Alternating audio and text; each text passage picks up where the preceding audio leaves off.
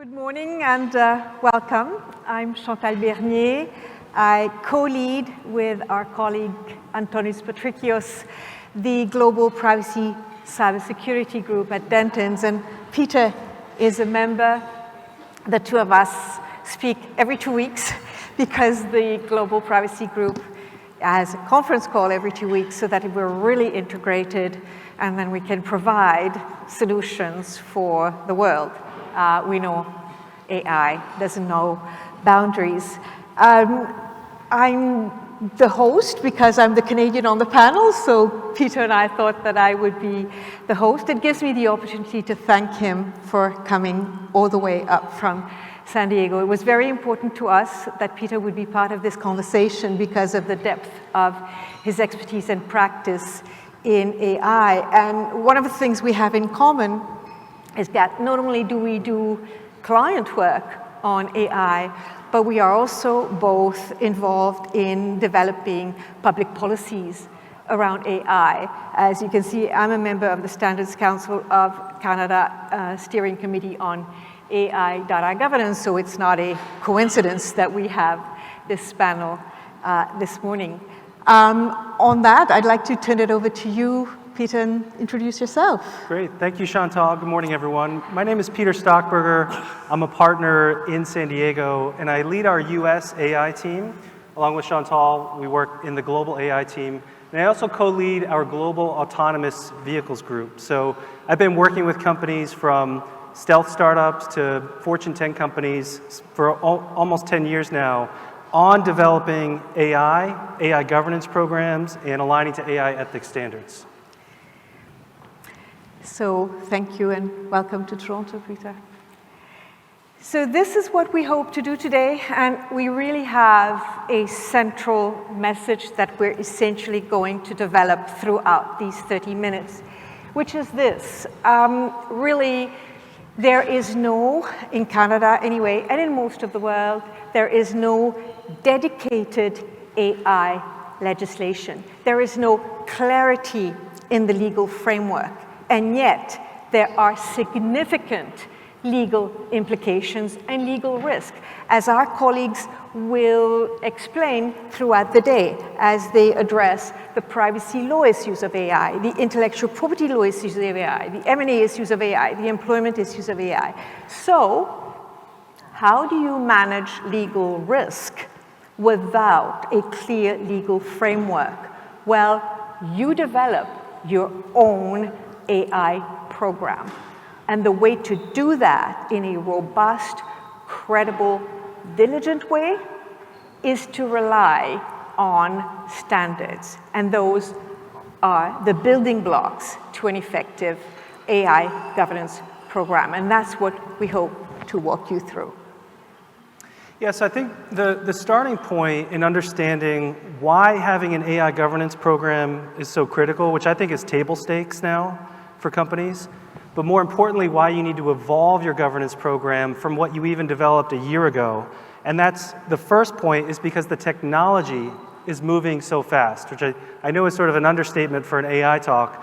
But as the keynote noted, we are rapidly moving from even simple AI interfaces like ChatGPT into multi-agentic systems capable of making decisions and increasing the autonomy in the business space. And so if we think about the evolution of the technology from even perception AI, which is sensors being able to understand what's in a room or a warehouse to make decisions, into ChatGPT, which was launched officially in November of 2022 by OpenAI, even though the technology came a bit earlier, we've moved from ChatGPT in November of 2022 to Anthropic's Model Context Protocol in 2025. And Google's agent-to-agent protocol. So what are these things? We are increasingly hearing about agentic AI. That is AI systems that have the capability of talking to other AI systems, completing tasks, gathering information, accessing tools, and performing tasks on behalf of businesses. And up until this year, one of the big challenges with this concept of agentic AI, which is sort of the buzzword of the day in Silicon Valley and in California and elsewhere, is that how do you get systems from OpenAI or Microsoft or Meta to talk to each other and to access Google Drive or access your email or access tools available on the internet.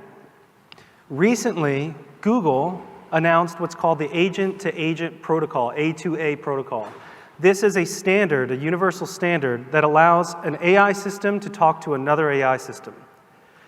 Essentially, the two AIs exchange what are called AI cards, and they're like calling cards, and they tell each other, what capabilities do you have? What systems do you have access to? What type of tools can you access? Can you perform this task? Google developed this standard, which is now out, and Anthropic released what's called Model Context Protocol, MCP. This is a protocol that allows AI systems to access tools. So if you think about Google Drive or Microsoft Outlook, MCP, they have on the server side, basically, let's say Microsoft Outlook will have an MCP server, and then on the agent side, you'll have an MCP agent. And the two will talk to each other to gain access to tools. So the A2A protocol is for agents talking to each other. The MCP protocol is for agents to talk to tools. These are brand new, untested, introducing what many security officials believe are security risks in both protocols. So your AI governance program that was built a year ago for maybe simplistic forms of generative AI or emerging forms of generative AI within the company now needs to evolve to address these agentic systems that are now really proliferating because these two protocols have been introduced that allow these AI systems to grow and scale. So I think the agentic AI development is critical for upgrading and updating your governance program. The other key development, which I think was highlighted wonderfully in the keynote, is that generative AI is really only, I would say, the early flip phone stage of AI development. We see emerging AI fields such as active inference AI, neurosymbolic AI, embodied AI, which is AI in physical form in robotics. There are companies that are working right now on teaching AI physics. Fei-Fei Li, who is the head of Stanford's AI Institute, created a company, a startup, dedicated to teaching AI about the physical world. Right now, AI doesn't understand what a human being is or a chair. But that's what folks think is the next level of AI, to sort of fully integrate it in society and allow it to scale and make better decisions and understand context. So I think the key takeaway here is that the technology, we are on an innovation scale like we've never seen before. And what we're going to see in the next few years, as the keynote noted, is really going to require all of us to have flexible governance programs that are constantly being iterated and scaled up. Exactly. Flexible yet structured, and that is our point throughout. The evolution, obviously, is so rapid. You need to overlay the public policy. We heard the minister a moment ago talk about Canada being at a hinge point, and of course, that is almost evident. The former government had tabled a proposed bill to govern AI, the Artificial Intelligence Data Act, and as you know, it died on the order paper. It was introduced at a time when there was an urge, I would say internationally, to regulate AI. In fact, you may recall the US industry was calling to regulate AI, saying, look, we're developing something dangerous. You've got to regulate us. That urge has subsided. And we will talk in a moment about international trends, and you will see how that urge is indeed subsiding across the world in different ways.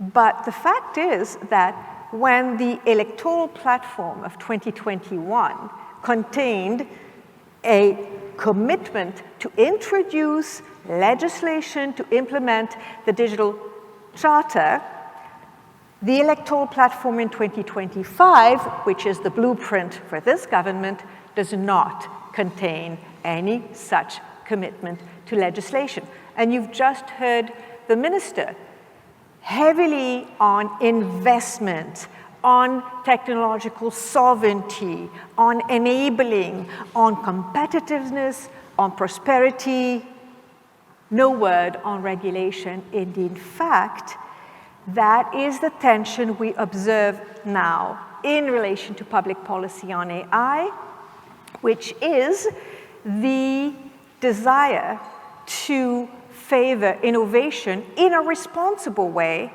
but favor innovation before we have a clearer idea on how best to regulate it. I'm going to move over to you, Peter, for the mood in the US. Yeah, I think that mood, Chantal, of favoring innovation over regulation is obviously the message coming out of the new Trump administration. At the federal level, in the Biden administration, we had several initiatives going on that were sort of more favored toward regulation. We had an executive order that President Biden issued in October of 2023 that directed all federal agencies to adopt AI responsibly, to come up with an AI adoption plan, and to develop roadmaps for industry. So for example, the Department of Health and Human Services was directed to come out with a roadmap for the health industry on how to adopt AI responsibly. That executive order has been withdrawn. That was one of the first actions that President Trump took, was to withdraw a number of executive orders from the Biden administration. There is still an executive order and some rules around export restrictions that are still in place, but for the most part, the Trump administration is taking a completely different view. David Sachs, who's formerly with PayPal, is the AI czar for the US government. They are currently developing a national AI policy. So there was an executive order saying we're going to develop an AI policy. It's going to favor innovation, and it's going to favor competition with China. And they've directed David Sachs to come up with this policy. They sent it out for public comment. They received tens of thousands of comments back, including proposals to eliminate all IP law and the like.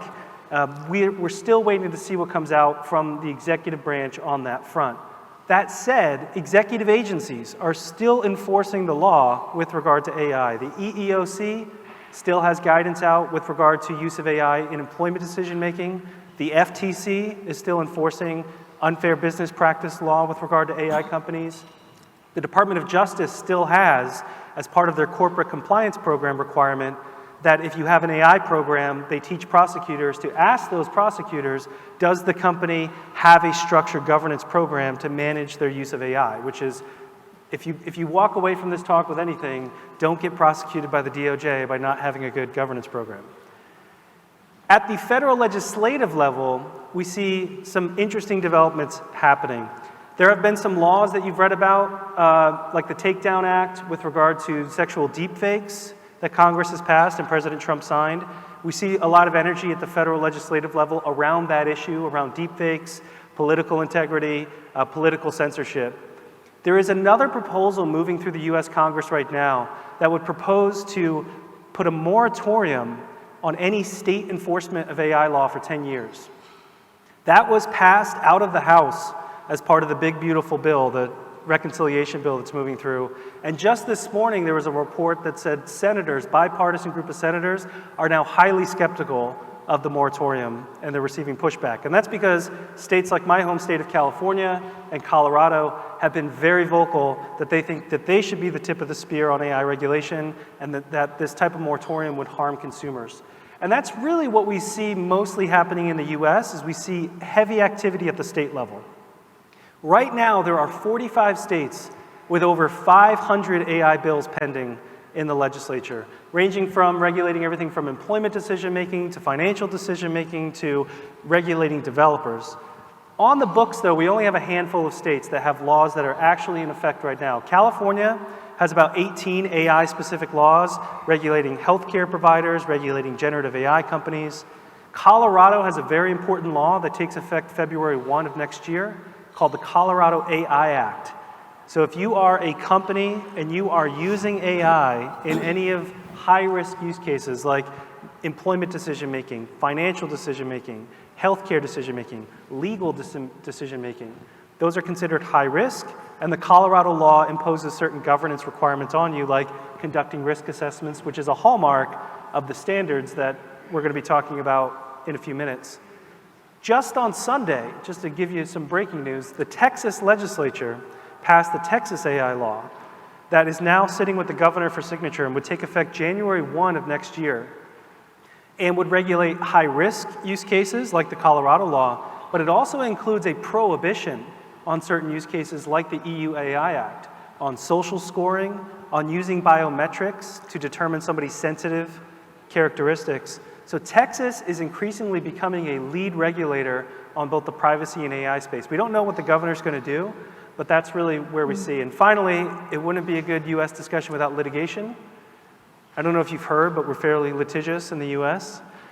And we see lawsuits going on at the federal level and at the state level. I'll give you one example of a lawsuit at the federal level that could impact everybody in this room. Workday, which is a major HR software vendor, is being sued in the Northern District of California, federal court, by a job applicant, African American, over the age of 40 with a physical disability.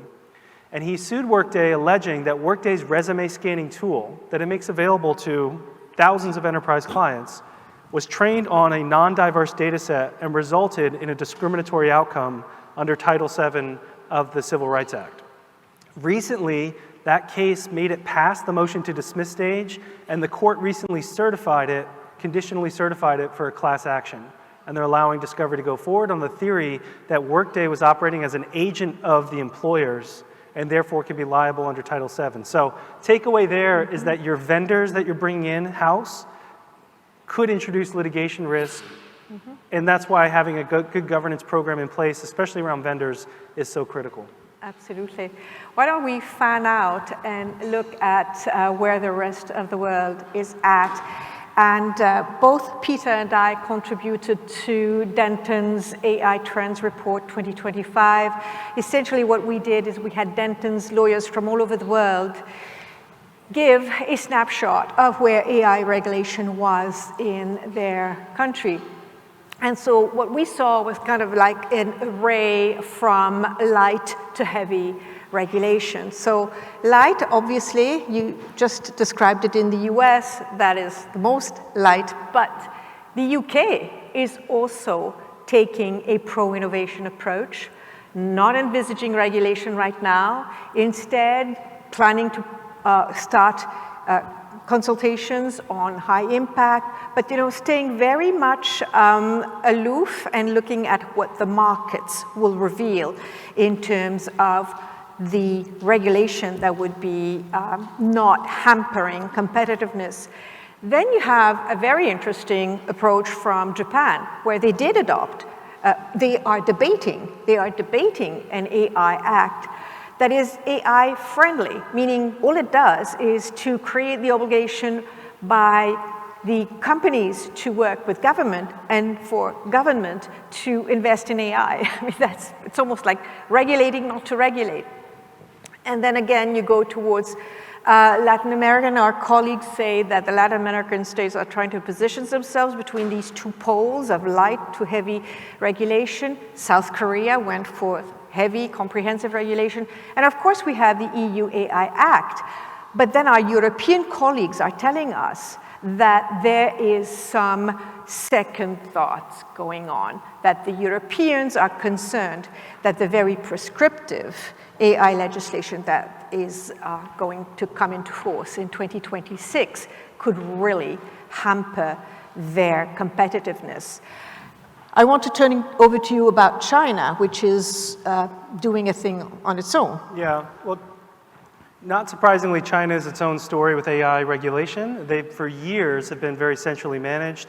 There are lots of AI laws in China, so I'll just leave you with, if you're doing business in China or you're using AI in China, even from abroad, there's a host of regulations and laws that you have to consider. So we'll leave it there for China. So thinking about the uncertain technology landscape, the uncertain legal landscape, we think there's some core building blocks to building an AI governance program. The first is you really have to define AI. So you can't boil the ocean with every sort of use of AI. Westlaw is a form of AI.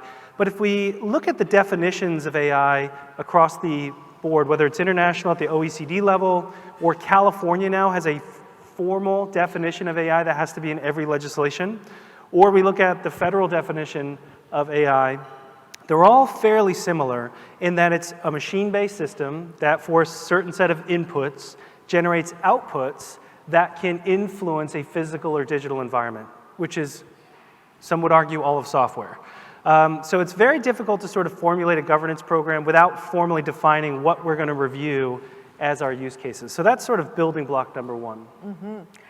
And then, as we are saying over and over again, you have to adopt your own internal corporate framework. In Canada, your North Star should be the Industry Canada Voluntary Code of Conduct for Advanced Generative AI. And by the way, there are representatives of ICED on the steering committee that I sit on for the Standards Canada Council, and asking them about why they had limited it to generative AI, they replied to me, no, this is responsible AI at large, applies to all generative, traditional, and these outcomes are here to stay. So what are they? What is it that you have to shoot for? First of all, accountability, which means having a clear assignment of responsibilities, following a clear policy to adopt or buy or develop AI. Safety refers to all of the impact assessments you're going to have to do, privacy impact assessments, algorithmic impact assessments, environmental impact assessments. All of that is under safety.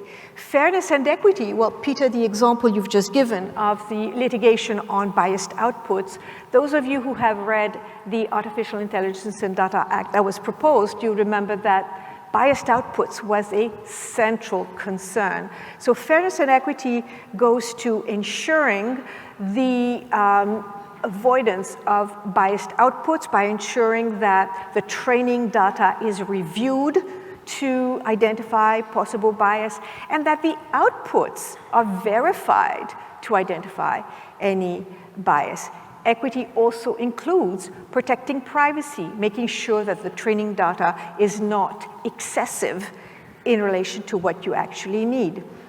Transparency, well, that's the central challenge of AI, isn't it? Experts will tell you, in fact, the better the AI is, the less explainable it is, because it's beyond us, and yet you have to be transparent.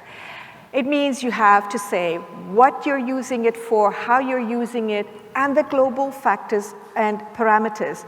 The actual algorithm, that's protected by intellectual property law, but transparency means you have to be open about the actual use. Human oversight is critical. It is where you will ensure that all of the principles are realized, are met. We cannot remove the human from the equation. And I thought it was very interesting in the keynote when we saw the teacher and the robot and the student, and then you see, yes, that's the outcome that we want to see, a proper level of human oversight. Finally, validity and robustness refers to cybersecurity, essentially. To achieve all that, there are standards that you can turn to actually meet the outcomes. So I'm going to turn it over to Peter to talk about NIST first. Yeah, and I think if you want to go back to the other slide, Chantal, so in the middle there on choosing your ethical framework, the Canadian framework is important for Canadian companies. There are other frameworks that exist. So the OECD has responsible AI principles. NIST's AI risk management framework has a list of principles. So there are principled frameworks that you can look to across the globe. The G7 released a set of ethical principles that they believe organizations should follow. These principles, though, are pretty common across all organizations. Sometimes you see 8, sometimes you see 5, sometimes you see 13. I'll just give you a few practical implications of some of these principles that I've seen working with clients. One is around fairness and equity. So I see companies will define their responsible principles in their governance program, and they will say, we're going to be fair. We're only going to deploy AI that's fair or unbiased. And that looks good on paper, but that can be very challenging in implementation because all AI is biased to some degree. Data is biased. So you have to be very specific as to what you're trying to seek as your outcome. So in the US, a common refrain would be, we will not use AI in a way that results in discriminatory outcomes under the law. So it's a very specific outcome-based determination. The other issue is around transparency. This is a common problem with generative AI tools because of the underlying technology, not understanding how the output was generated.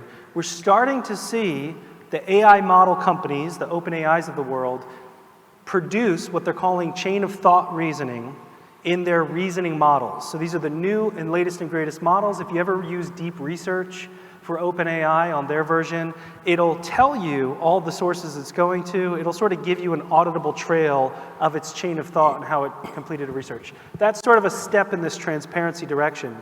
But there are other models that are very popular or folks are looking at right now that perhaps aren't so transparent. So for example, a company I was talking to recently is looking at Qwen, the model that just came out from Alibaba out of China. It's open source, it's incredibly fast, it doesn't use as many parameters as the other models, and it can do deep research reasoning on more tokens than the current models.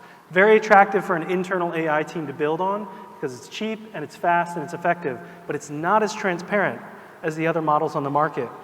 So what's happening is the internal engineering teams, the R&D folks, are running up against the governance team who is saying, we need more transparency, and the engineering team is saying, this is a better horsepower, this is a better engine, and we need it. And so where do you land? Where do you land on that? And I think that's what takes us into the standardization process. Exactly.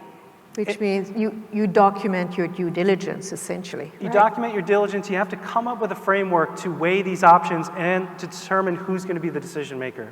So one framework, we did a survey before here, and we looked at what are folks doing, and most folks are following industry standards, and that's not surprising. Financial sector, healthcare sector are starting to develop industry-specific principles-based frameworks for companies to follow. Some folks are following NIST.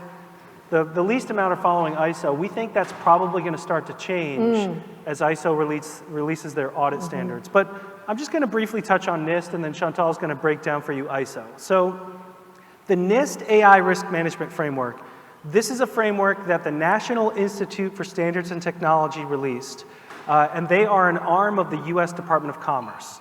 So NIST is historically a standards organization for federal agencies. And perhaps most famously in 2014, they released the NIST Cybersecurity Framework, which outlined certain controls and processes that, to start with, government agencies were supposed to follow to be cyber secure. And increasingly, the private sector adopted the NIST Cybersecurity Framework as baseline reasonable. And today, if you get sued in the US for a data breach, most of the states, when you're in front of a court, and either the jury is being asked to determine whether you were being reasonable with regard to data, or an attorney general is investigating you, they will often use the NIST Cybersecurity Framework as baseline reasonable to look to see if you had a control framework that aligns with NIST. So the NIST Cybersecurity Framework in the US has been seen as a pillar, as a benchmark for reasonableness.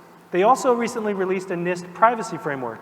And there's at least one law in the US, in Tennessee, that says if you have a privacy program that aligns with the NIST privacy rule, it's a safe harbor against enforcement by the Attorney General. So that's the momentum in the US. NIST is often seen as a pillar. We haven't yet seen a regulator say, anchor your governance program to the NIST AI Risk Management Framework. But I think we could. And bottom line, the NIST AI Risk Management Framework follows a similar NIST pattern. It has certain controls. You're supposed to map your risk, identify the use cases, identify what the risk and the outcome would be, align yourself with an ethical framework. With that risk understanding, build guardrails to prevent against that. And you're going to hear today from our fellow panelists how you build guardrails from an IP perspective, data privacy, contracting, and employment. So you've got to build the guardrails, and you've got to measure yourself against those guardrails. That's one of the hardest parts right now in AI governance. And finally, it's a constant iteration in governance, and you have to be educating your workforce. AI literacy is a phrase of the day. But NIST AI Risk Management Framework, it's a great framework to benchmark your program to now if you sort of want to start with a voluntary framework that is very flexible to the organization. And just, you're reminding me, talking about regulators' decisions, in Canada, we are waiting for a regulator decision, and I'm sure that our colleagues on the privacy panel will talk about it. That's the Office of the Privacy Commissioner, actually in collaboration with Provincial Privacy Commissioners' investigation on OpenAI. Now, the OPC has already issued a responsible AI guidance document, but that investigation will bring us clarity as to what their expectations are. So this is apparently coming soon. So ISO 42001 is essentially the foundational standard. And it's for much more than certification. You don't use it just to be certified. You don't have to shoot for that. You use it to have a roadmap on how to manage risk, particularly legal risk, and to have documentation of due diligence. I find it particularly well conceived because it takes you from end to end of the decision flow. It starts with giving you all the questions to ask yourself before developing, using, adopting AI, putting it in the context of the organization.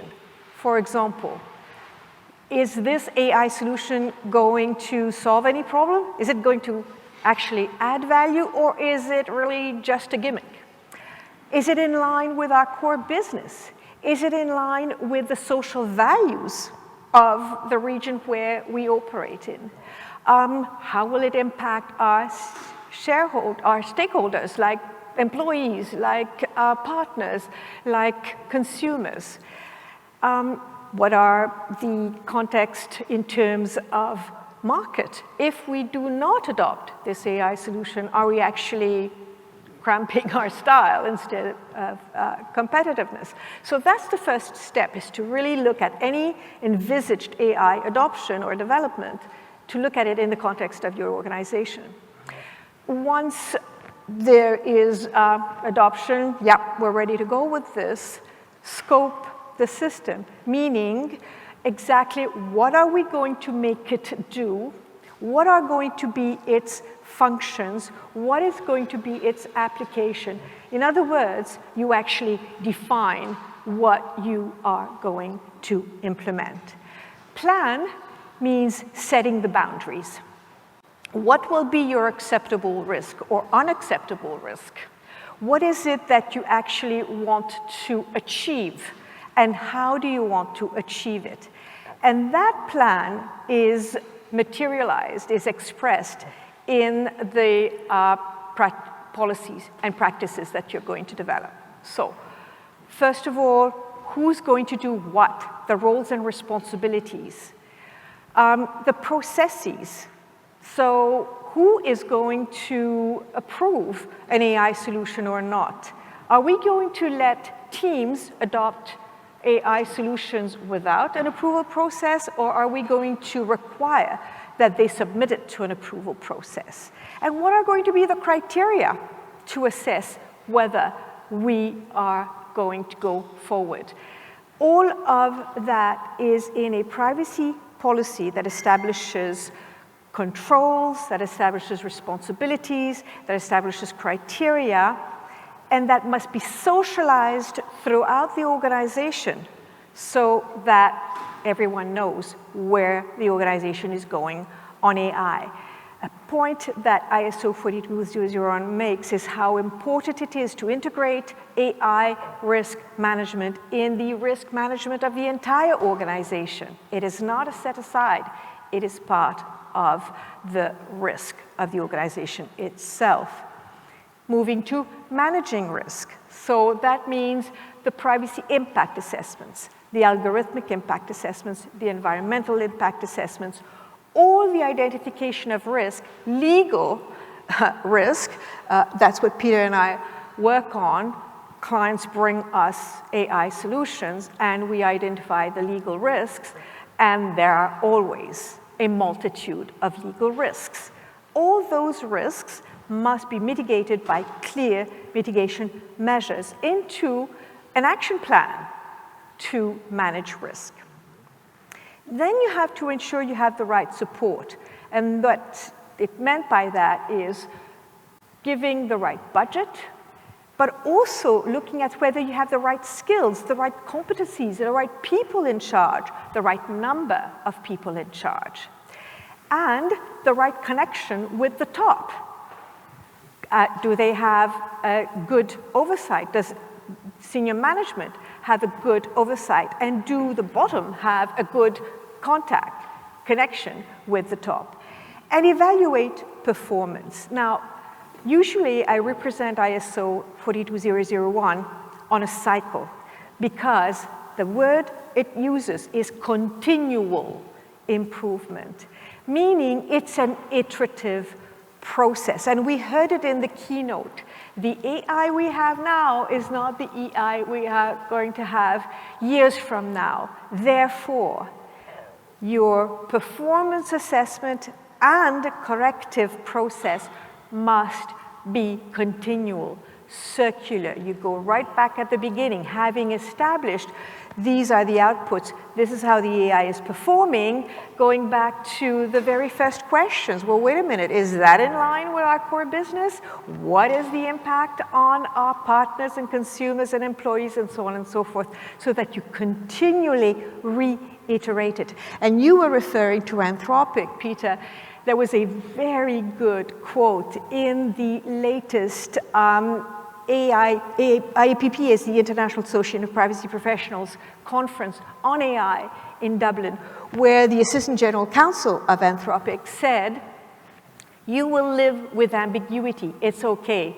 Make sure that the AI program you build now is meant to reiterate and evolve as the challenges do. And you certainly have demonstrated that well at the beginning. Yeah, and I think 2 important points about ISO, and then we want to take questions, is the ISO standard has already been released, ISO 42001. They just released the standard for conducting risk assessments, it's 42005, and they're on the verge of releasing the audit standards. Once the audit standards are released, which sets out the standards for the third-party validator to come in, we suspect there's going to be a flood of third parties, your cybersecurity vendors, your tech vendors, who are going to be offering ISO certification. The key with ISO is you don't have to certify the whole organization. You can certify a singular AI system. So I have a client, for example, that's building a very advanced agentic AI system that they're going to be offering into the market. And from that agentic system, they're sort of concerned, is the market going to want to buy it? So we're talking about, well, maybe you get that system ISO certified, your management around that singular system that you're offering ISO certified.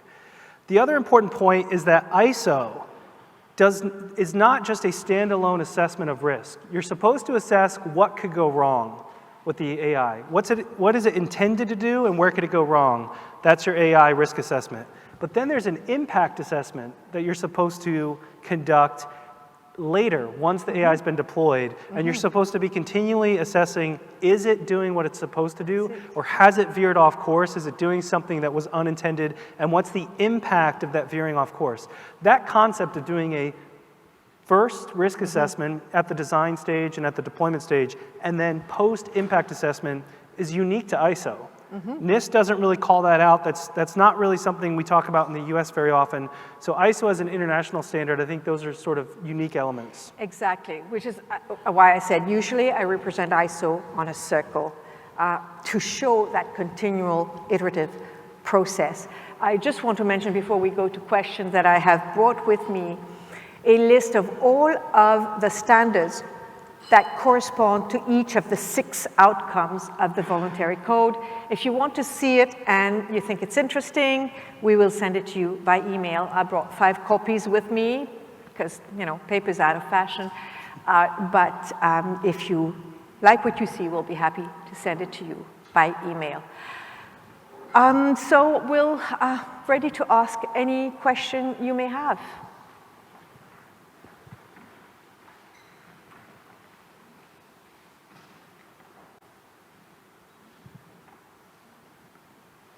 No questions? I think we have one over here. I don't understand what percent of AI implement ISO 42001?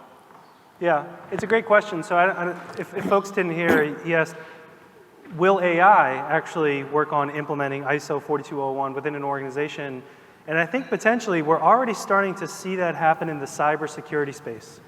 So in the cybersecurity space, when you talk to CISOs, when you talk to cybersecurity vendors, they're already advertising that they can deploy AI agents at the level 1 level, so the triage level where they're sort of analyzing alerts and then we're bubbling it up to the second level. They're already deploying autonomous agents to do that work, aligned with the cybersecurity framework or aligned with ISO 27001. I was just at RSA in San Francisco, which is the big cybersecurity confab, and one of the big topics there was using AI agents to do compliance. Now, I'm skeptical as a lawyer that these AIs can have the judgment you need to implement a program, but you certainly see there are some scoping exercises where you could see AI play a role. I mean, for example, there are voice agents now that are very developed that I know organizations are using to conduct sort of mapping exercises. One of the things that ISO says is map how your organization is using AI.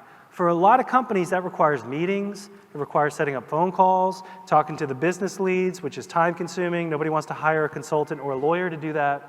We're starting to see voice agents be available to conduct a phone interview with somebody at any time at their convenience in a very sort of natural language process and report back the feedback in a very structured report to the team working on it. So I think not yet, it's still in its infancy, but we will start to see AI play a bigger role in compliance.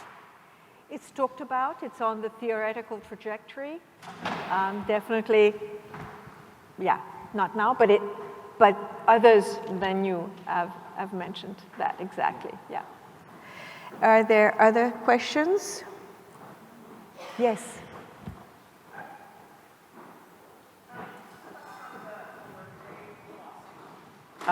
They're going to. Just a quick question on the Workday lawsuit. Can you speak a little bit more about what that means for recruitment efforts moving forward and what we are supposed to be disclosing to candidates on an ongoing basis with technology like that? Yeah, so I think what the Workday lawsuit means is that when you use your HR team, if you're using an AI vendor to scan resumes, to conduct interviews, to give you intelligence on which candidates to pursue, you have to understand that that can inject a risk in the process. They are making decisions as to which candidates to bubble up and which not. So you have to start with asking your vendors very detailed questions about their model, about how they prevent discriminatory outcomes, how did they train their model, how do they weigh protected characteristics? That's a key question that any vendor should be able to answer, which is what weight do you give somebody's race in the determination outcome for your resume recommendation engine? And if they can't answer that question or say, we blocked out these protected characteristics, that should be a red flag from a compliance standpoint because you may not be able to mitigate a discriminatory outcome. I think one of the interesting things in the Workday lawsuit is they are pursuing what's known as a disparate impact theory of liability, which is not you intentionally discriminated against me, but your tool results in a disparate impact to this protected group. Now, the Trump administration recently came out and said they don't believe in the disparate impact theory of liability, and they are directing all federal courts, to the extent they can, and federal agencies to not pursue that theory. But they can't control private litigation. And interestingly, the Texas AI law that just passed on Sunday that the governor's considering includes in there a discriminatory impact assessment and a rule saying you can't use AI to result in discrimination, but they expressly exclude disparate impact liability to align with the Trump administration.